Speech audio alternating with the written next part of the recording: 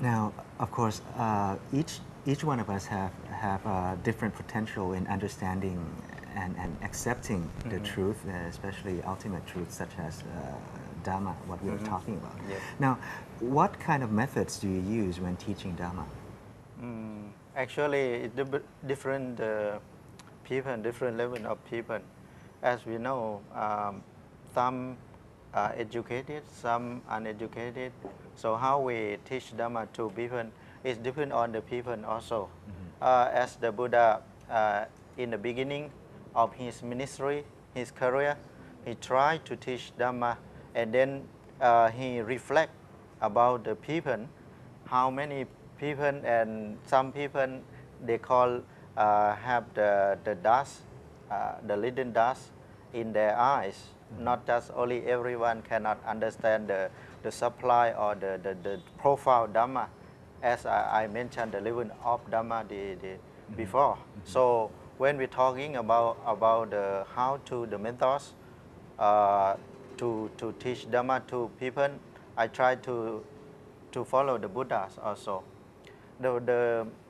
As the mostly people they teach through their experience, and I try to put emphasis on action, because I follow the Buddha sayings. He said Yathavati Tathagari.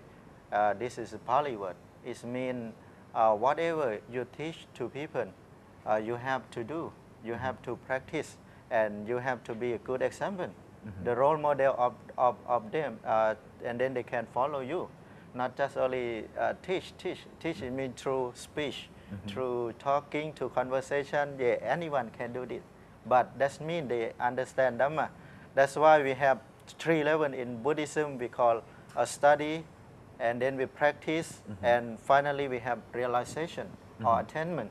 So we start with the study, or even study from the teacher, and the teacher teach us, and this is the first level. That's through speech, through speech or whatever, reading or whatever.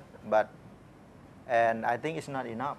So from my experience, I have to be good example for them also. Whatever I teach to them, I teach to the people.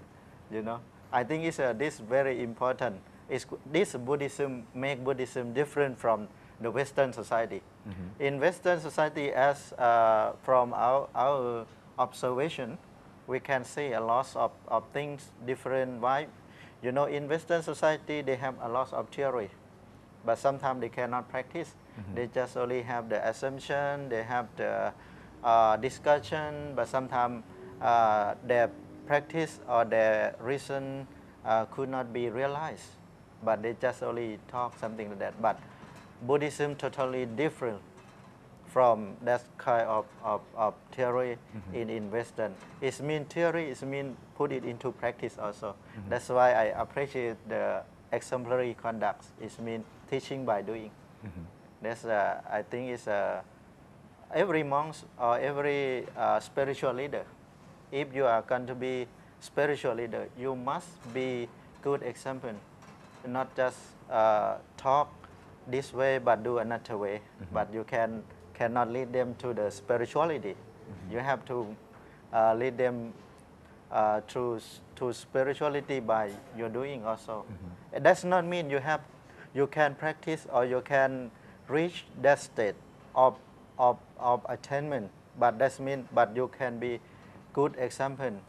Many examples. That's why I think Buddhism lasts long, and now is 2,550 years old. That's why this kinds of teaching and practice also that's make Buddhism, long life, lasting until now. And so far. it is also very closely related to the cultural practices of the people. And that's going to do it for this episode of the show. A bit of Dhamma each day can help us to have a more peaceful and sustainable lifestyle. Now, please write us your comments and suggestions, especially the temples that you want us to visit. Thanks for joining us today. I'm Kan Kitiwet, and for now, goodbye. สวัสดีครับ